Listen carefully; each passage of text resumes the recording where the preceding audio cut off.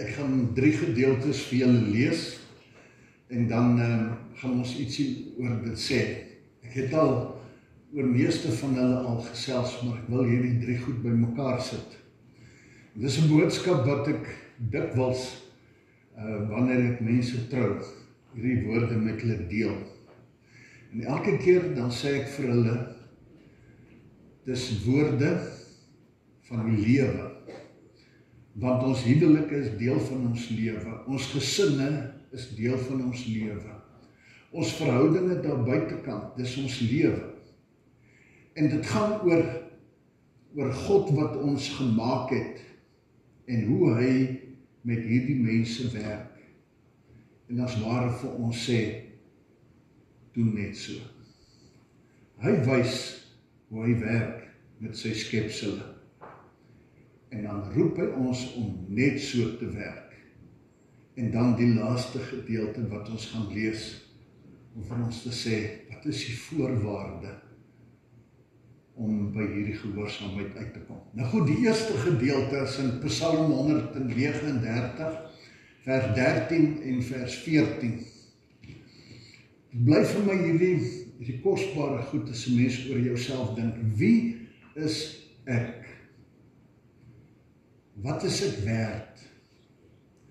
En dan lees ons hierdie woorde, as Dawid sê, U het my gevorm, my aan mekaar geweef in die skoot van my moeder. Ek wil U loof, want U het my op 'n wonderbaarlike wyse geskep.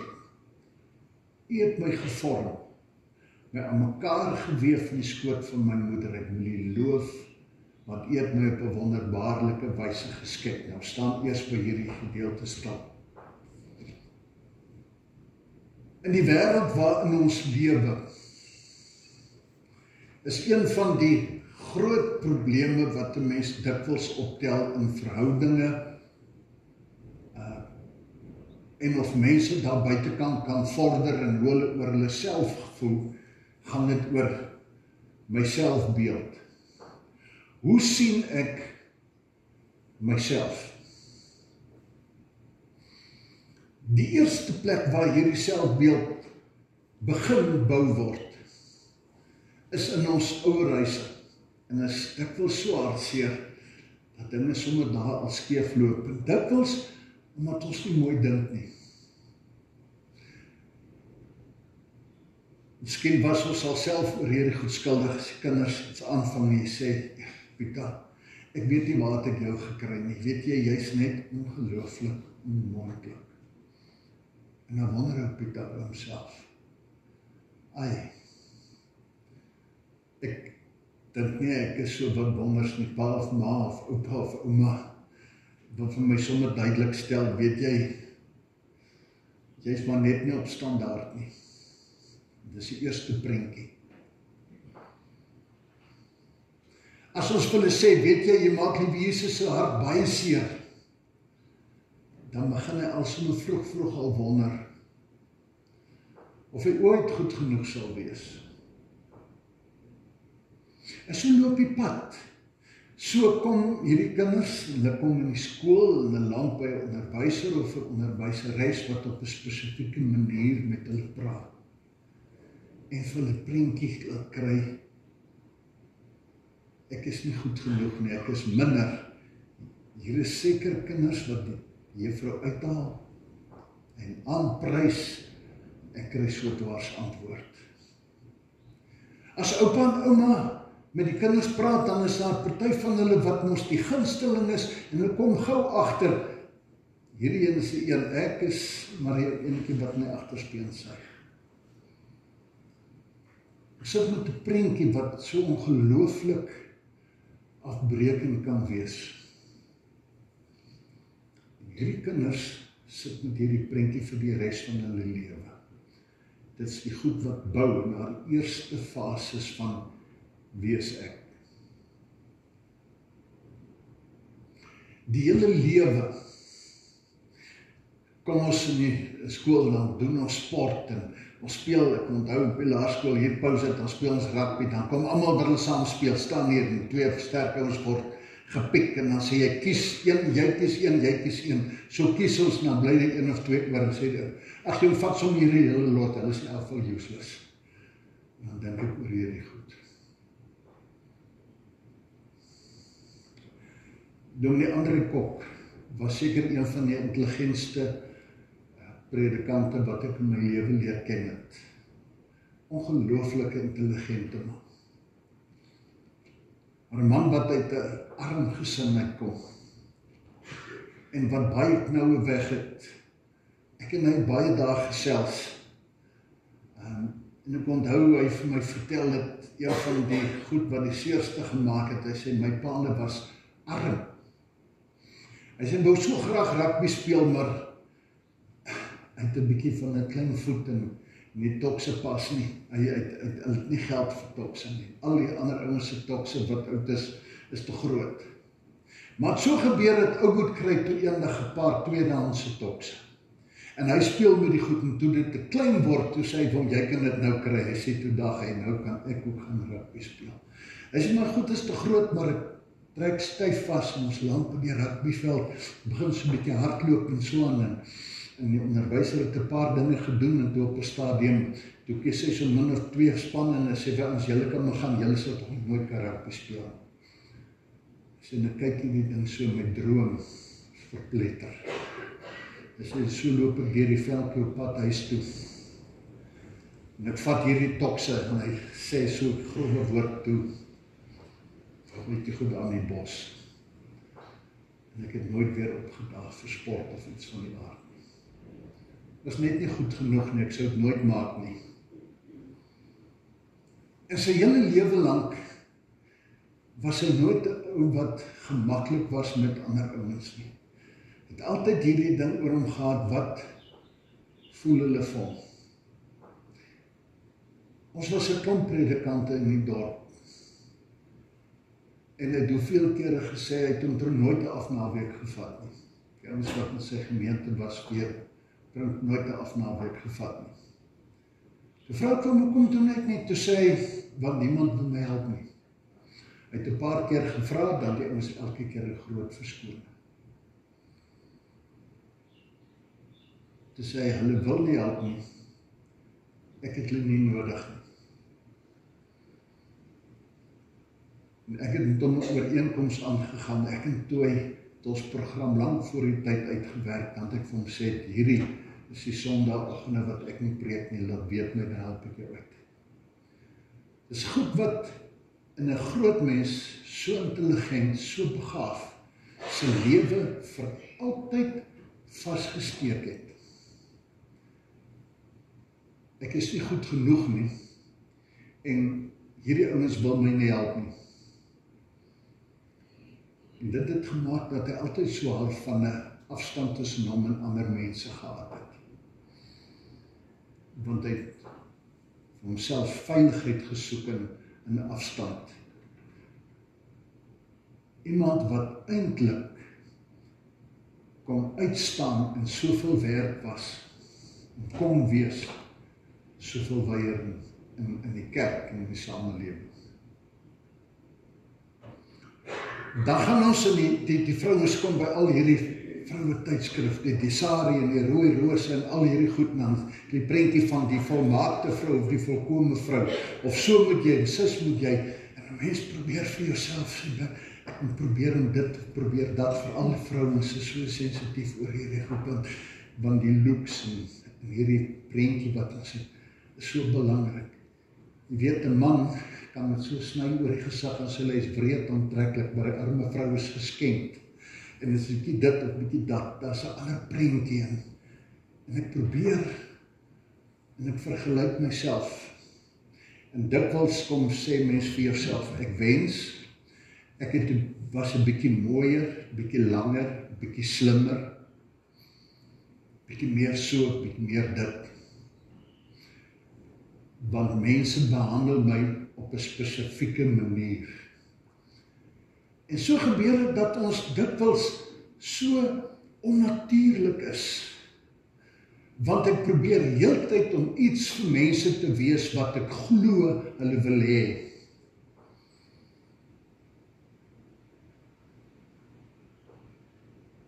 as 'n mens dan oor hierdie goeie dink, dan dink 'n mens, wat is my waarde? My waarde lei ek af uit hoe mense my behandel en wat mense vir my sê en oor my sê. Dit beteken, my waarde word 'n toegekende waarde. 'n Toegekende waarde, dis die belangrike. Mense ken aan my 'n waarde toe en ek lewe volgens die waarde wat ander aan my toesê.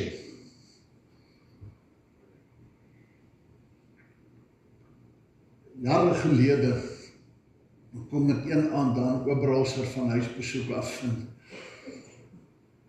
dit was 'n moeilike week, 'n harde aand en ek kom by die huis, dat ek so met die remote, nou gaan ek so deur die kanale. Toe was daar nog nie net en al daai goed, nou was nie veel nie, daar was daar 'n Bob TV.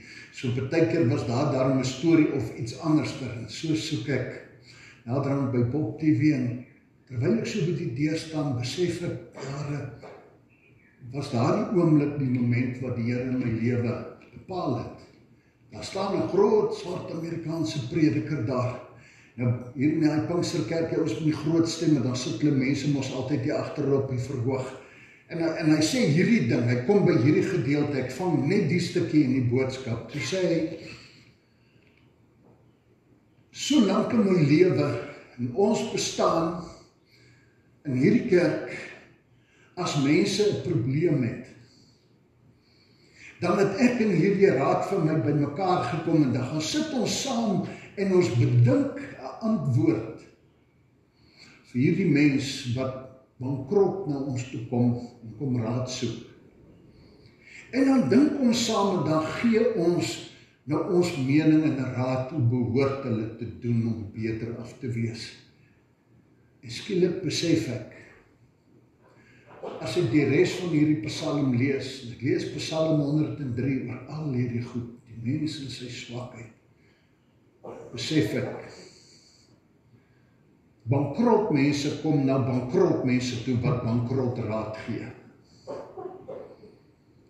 Want ons het nie gaan vra, wat sê die Here nie.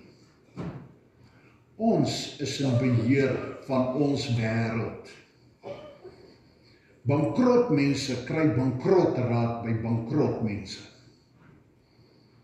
As ek lees hierdie ding en skielik besef ek, daar's iets anderster, iets belangrikers. Ons moet by God gaan hoor. Want hy is die een wat gemaak het. En in sy boek is die reëls vir die lewe wat sukses bring.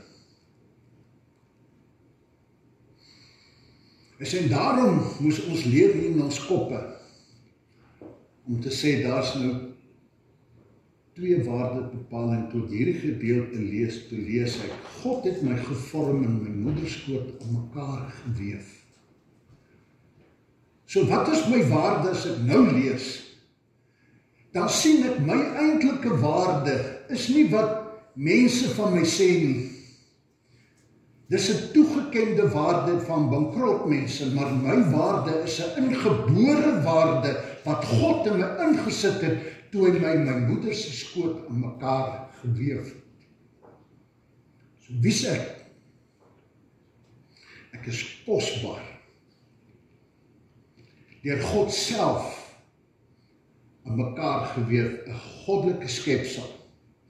My waarde hang nie af van mense nie.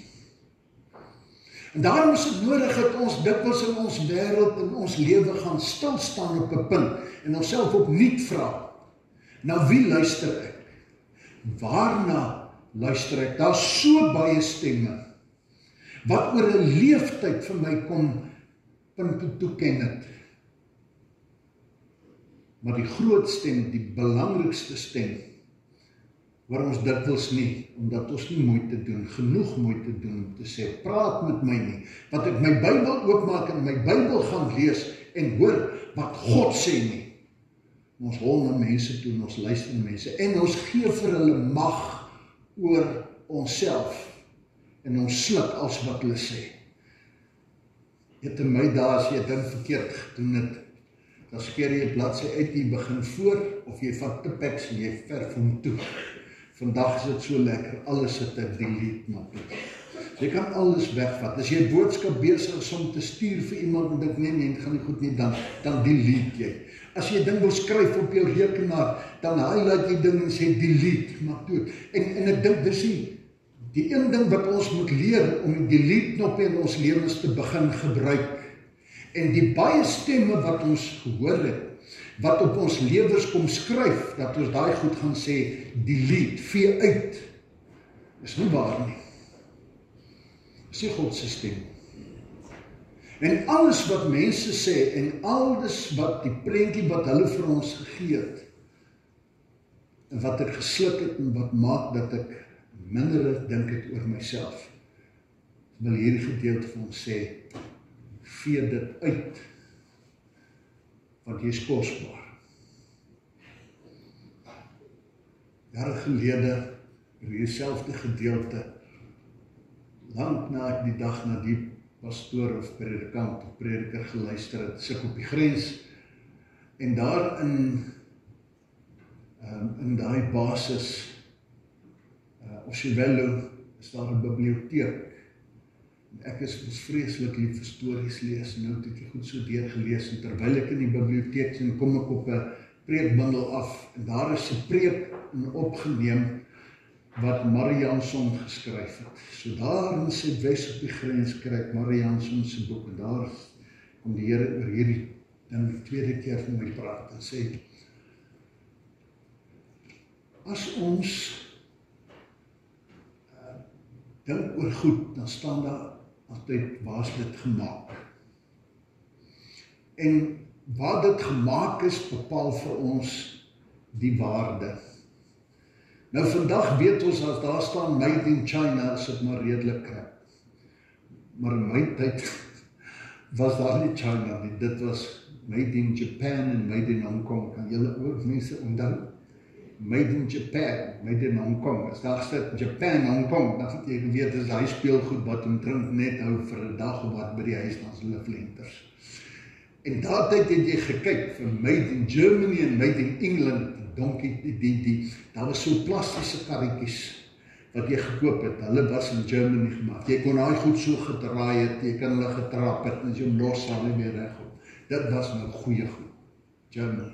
En die eysterkarretjies, made in England, dinky toys, klas. Horlosies, soos my, dit was klas. So jy draai hom om en jy kyk waar sy gemaak het, jy redelike goeie idee, of dit goed is of nie. Toe gebruik jy hierdie beeld, en jy sê, as jy 'n mens sou vat, jy lees hierdie gedeelte, en jy gebruik bietjie jou verbeelding, jy vat 'n mens, en jy dop hom om, en jy stof hom bietjie af, dan sal jy sien ergens gestaan, made in heaven. Made in heaven. Wat dit sê, dis klas.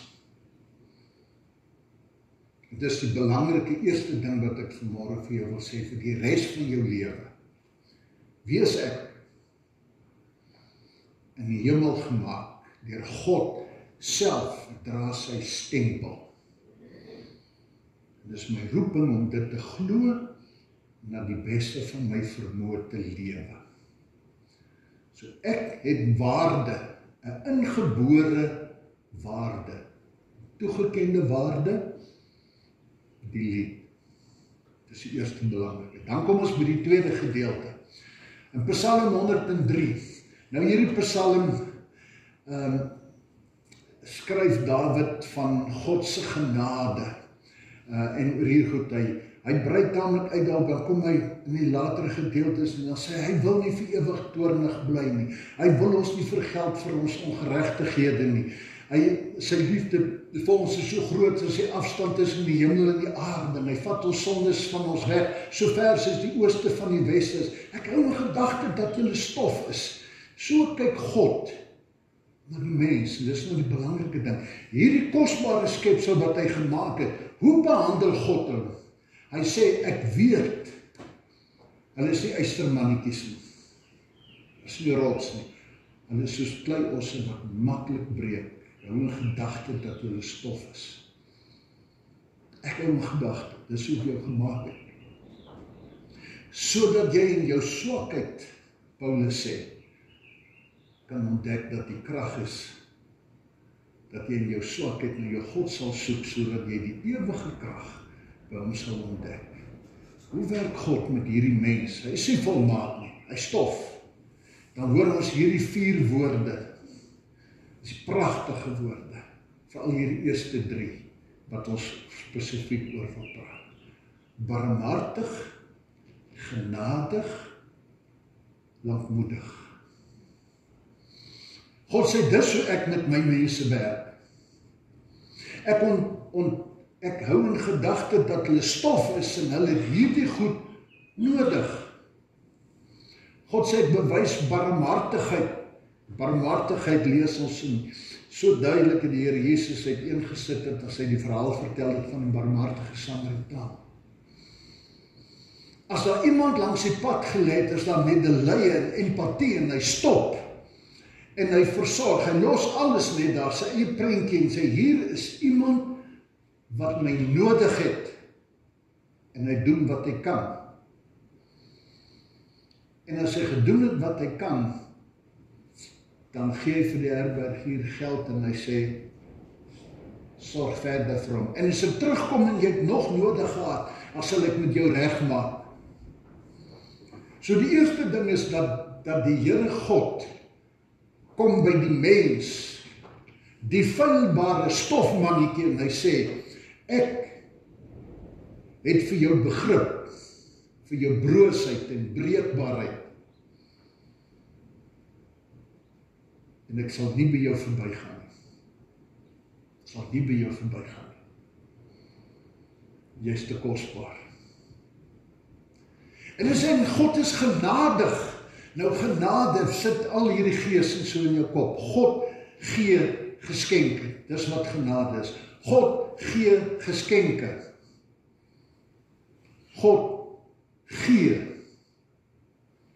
geskenke, want ons kan dit nie verdien nie. Genade wil juist kom inval by die feit dat ons diep afhanklik is. Nie op onsself kan nie. Dis waaroor Paulus skryf, die hele Romeineboek is hy, as 'n mens vir die Romeineboek 'n naam moet gee, sal jy voorop groot en groot geskryf het. Genade. Ons verdien niks. God gee wat ons nie verdien nie. Hy gee geskenke. Anders was ons diep in die moeilikheid. So God kom by elkeen van hierdie mense wat hy kosbaar geskep het, broos en breekbaar geskep het, sodat hulle weet dat hulle van hom afhanklik is, en dat hulle by hom hulle krag en hulle volle potensiaal gaan soek. En hy sê, en ek gee vir julle. Ek het my seun vir julle gegee. Nuwe kanse. Ek gee julle vir mekaar.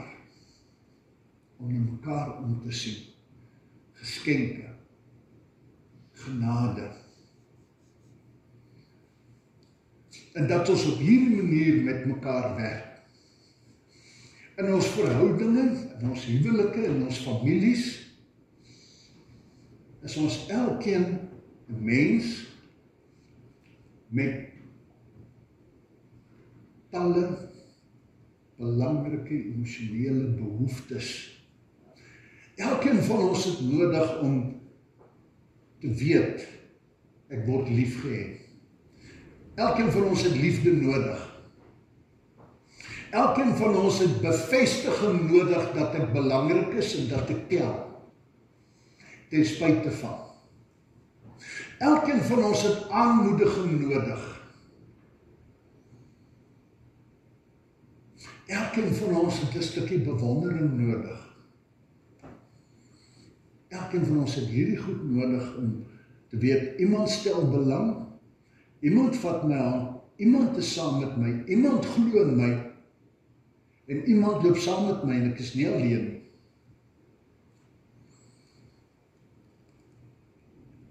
En God verwag van ons dat ons na mekaar toe draai.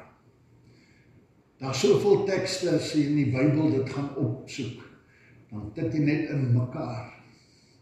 Sien hoeveel keer is ons die mekaar tekste, dra mekaar se laste. Julle moet mekaar lief hê, julle moet mekaar vergewe. Mekaar. Ons is diep afhanklik van mekaar. Dink nou maar net as ons, net ons paar wat vanmôre hier sit, 10, 15, 20 van ons, as ek vanmôre hier kan sit en ek kan weet, en hierdie 20 mense is die 19 ander, wat hulle lewens rig, en ook my in gedagte, wat na my kyk, wat vir my omgee, wat my sien as 'n broer of 'n suster in die Here, op wie kan steun as daar nood is die 19 ander, wat my nie gaan los, wat my nie gaan vergeet, wat my hand gaan vat en vir my daar gaan wees, wat my gaan optel. 19 ander. Hoeveel krag, vrede vind ons nie uit hierdie goed uit nie. En die mense wat kyk en vra, verdien hulle dit nie. Want niemand van ons verdien die minste van wat na ons toe kom nie. Ons is stof. Sê ek hou 'n gedagte dat julle stof is. Hoe is dit dan dat julle van mekaar meer as dit verwag? Ek hou 'n gedagte dat jy feilbaar is. Dan skryf hy in hierdie Psalm, dan sê hy, ek hou 'n gedagte, sê, hy het ons lief, en dan 'n paar keer gaan lees hy Psalm by die huis staan daar, elke keer dan sien ons iets van die mense verganklikheid, dan sê die teks, maar onverganklik is die liefde van die Here vir die wat hom dien. Hierdie verganklike brose mense, ek en jy, wat na die beste van ons vermoë wil gehoorsaam wees en die Here wil dien. Hy sê, ek en jy is verganklik, broos, stof, maar hy het vir die mense wat hy kosbaar gemaak het, lief met 'n onverganklike liefde, wat sê dat ons nooit mag afskryf nie, maar dat ons met genade vir mekaar voorsien wat ons nodig het, en mekaar uitreik met 'n vriendelike hand, met vergifnis, met liefde, wat dit ook al mag wees, wat ek weet wat die een wat broos en breekbaar stikken soms tussen ons is. Lankmoedig, baie geduld, lankmoedig, baie geduld. Voorkeer het ek al gevra, vergewe my nie, voorkeer het ek my nuwe verbintenisse gemaak nie, voorkeer was ek nou moedeloos oor my beloftes en dat ek daarby gehou het nie. Maar God is geduldig. En hy wag altyd weer dat ons terugkom na hom toe en voor hom kom sit en voor hom kom buig, voor hom kom lê en vir hom sê, Here, U weet dat ek U lief het. Petrus, die ou groot mond, vol van homself, Here, al sou almal U verlaat, nie ek nie. En as hy hand 3 maal gekraai het, dan besef hy, hy het dit nie gemaak nie. Die Here het vir hom gesê, hom gewaarsku.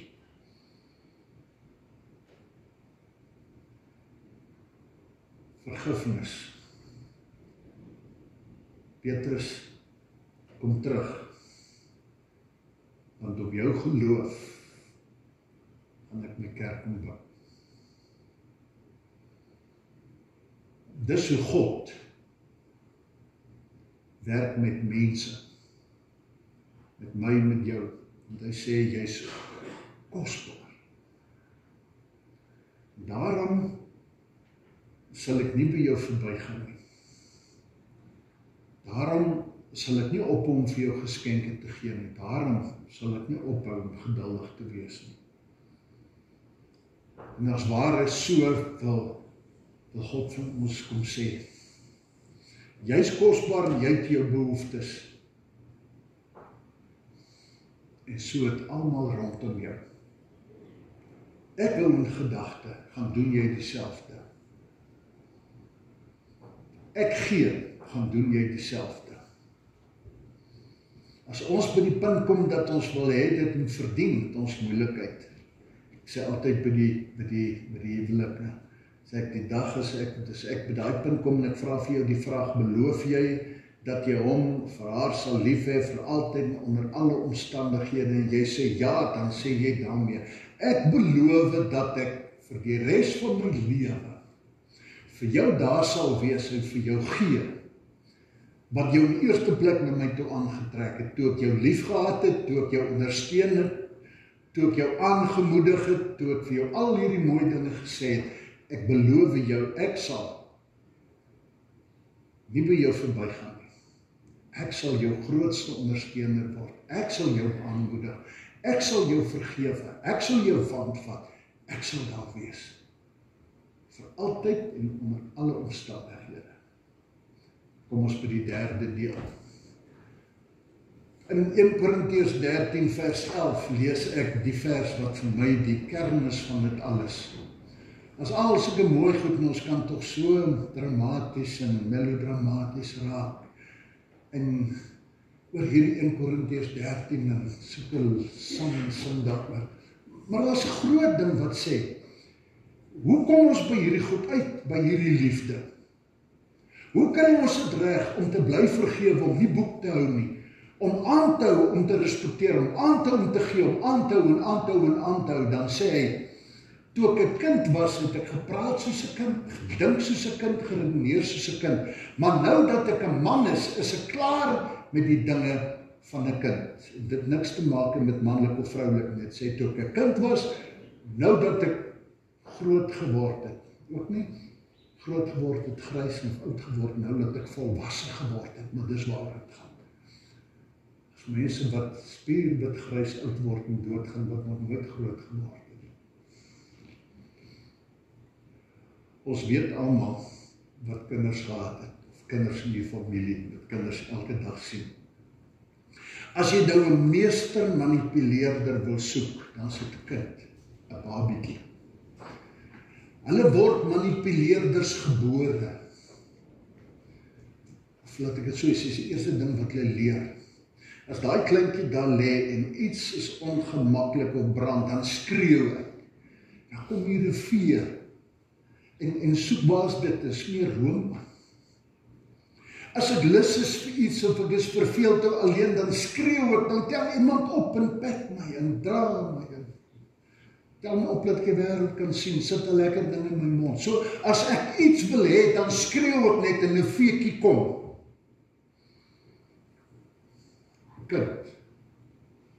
Kind. En dan word hulle groter.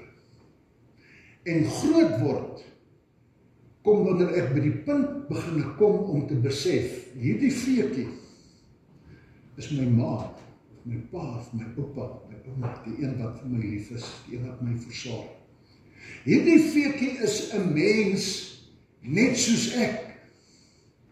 Volwassenheid kom wanneer ek besef, dis 'n mens soos ek wat presies dieselfde. Ek het ook baie keer 'n brand, 'n behoefte, 'n honger, 'n eensaamheid. Hulle het dieselfde behoefte as ek. Wanneer ek besef, die wêreld draai nie om my nie. En dat ek nie maar net kan skreeu en iemand kom nie, want hierdie een vir wie ek skreeu en van wie ek verwag, het presies dieselfde behoeftes. En is dalk in my teenwoordigheid eensaam, honger en alleen. Omdat ek net op myself ingestel is. Volwassenheid is om te besef, ons het mekaar nodig, om by hierdie punt te kom om te sê, maar Here, ek wil vir u kom sê, u roep my om u kind te wees, u roep my om lief te hê. En liefde beteken dat ek ingestel is daarop om u gesindheid vir die wêreld te wys. om 'n diensknegt te wees. Paulus skryf het so mooi as hy skryf in een van sy briewe, kan nie nou dadelik onthou wat sy sê, dink is Filippense wat hy sê, dan sê hy, die gesindheid van Christus moet in julle wees. Hy sê goddelike bestaanswyse nie beskou as iets waarin hy moes vashou nie. Hy sê goddelike bestaanswyse prys gegee, hy neergedaal aarde toe en 'n mens kom word, 'n slaaf, om ons te kom bedien. Voete kom was. Hy sê, in hierdie prentjie sê, want hy sê, ek het gekom om te kom dien.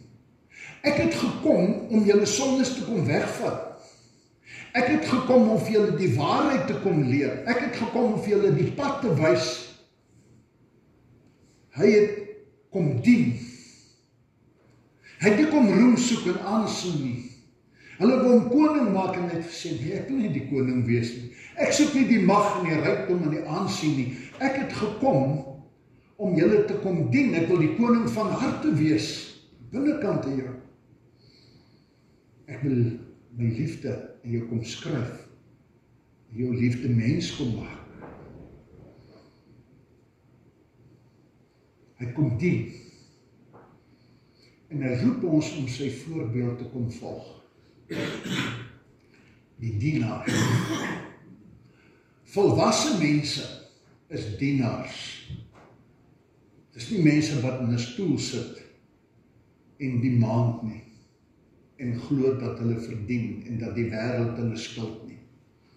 'n Volwasse mens is die een wat rondom hom kyk en kyk, wat kan ek byvoeg in ander mense se lewens om in die voorbeeld van Jesus Christus die wêreld 'n beter plek te maak, omdat ek hulle voed met wat hulle nodig het. Omdat ek hulle opnuut laat besef hoe kosbaar is hulle, omdat ek hulle aanmoedig om beter te wees, aanmoedig om uit te styg en uit te straal en te wees.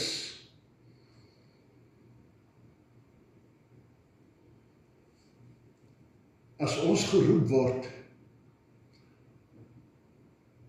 om genadig te wees, barmhartig te wees en geduldig te wees, dan is dit 'n groot vraag. En dit kan net gebeur as ek geestelik volwasse raak. Wanneer ek besef hoeveel ek van die Here ontvang, elke dag genade, barmhartigheid en ootmoedigheid, omdat hy my oneindig liefhet. Al is ek net 'n stofmannetjie. Dat hy hierdie groot verantwoordelikheid vir my gee. Hy sê, soos ek julle gestuur het, of soos die Vader my gestuur het, so stuur ek vir julle. As die Vader my gestuur het met genade en barmhartigheid en lankmoedigheid en liefde, so stuur ek julle uit om so aan mekaar dieselfde te gaan bewys. Daarom is my gebed dat die Here ons by volwassenheid sal bring. Dat ek na die wêreld rondom my sal kyk elke dag.